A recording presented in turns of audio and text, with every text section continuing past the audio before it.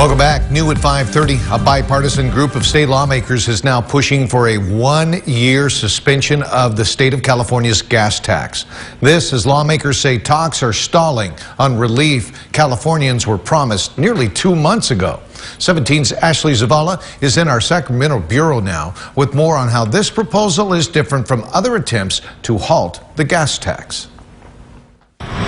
California drivers still dealing with steep prices at the pump. Talks are held up between the governor and state leaders on relief promised months ago. We have stalled out at a time that the state cannot afford to stall out. A group of Democratic and Republican lawmakers Thursday announced they're pushing for a year-long suspension of the state's 51-cent gas tax. This is a common sense idea that gets immediate relief to drivers if we do it the right way. The group that dubs themselves the Problem Solvers Caucus calling on the governor and legislative leaders to make it happen soon. The drivers in California are set to see an increase to the state's gas tax related to inflation in July. We need to get it done now. We can't wait anymore.